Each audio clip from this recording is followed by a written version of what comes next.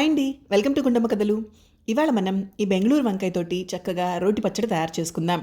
ఈ బెంగళూరు వంకాయతోటి మీలో ఎంతమంది రెసిపీస్ ట్రై చేశారో చెప్పండి. ఇది చాలా టేస్టీగా ఉంటుందండి. రెగ్యులర్గా ఉండే వంకాయల్లా కాకుండా ఇది కొంచెం గట్టిగా ఉంటుందన్నమాట. ఈ వంకాయని తొక్క తీసుకొని చక్కగా కట్ చేసుకుని చిన్న చిన్న ముక్కలుగా కట్ చేసుకున్న తర్వాత పొయ్యి మీద బాండి పెట్టేసుకొని కొద్దిగా ఆయిల్ వేసుకొని కారానికి సరిపడా పచ్చిమిర్చి, అందులోనే మనం కట్ చేసి పెట్టుకున్న వంకాయ ముక్కలు, 2 టొమాటోలు, గుప్పెడంతా కొత్తిమీరను కూడా కట్ చేసుకొని వేసుకున్నాను. ఇందులోనే కొంచెం చింతపండు కూడా వేసుకోండి. అలానే వెల్లుల్లి రెమ్మలు కూడా ఒక 6 నుంచి 7 వేసుకున్నాను. ఇవన్నీ చక్కగా మూత పెట్టుకుంటే మగ్గిపోతాయండి. మగ్గిపోయిన తర్వాత చల్లారిన తర్వాత మిక్సీలో వేసుకుని గ్రైండ్ చేసుకున్నాను. అది బాగా పేస్ట్ లాగా చేసుకోవద్దండి. రోటి పచ్చడి ఎప్పుడు కూడా కొంచెం కచ్చాపచ్చాగా ఉంటేనే బాగుంటుంది. అందులోనే ఒక పెద్ద సైజు ఉల్లిపాయను కూడా యాడ్ చేసుకున్నాను.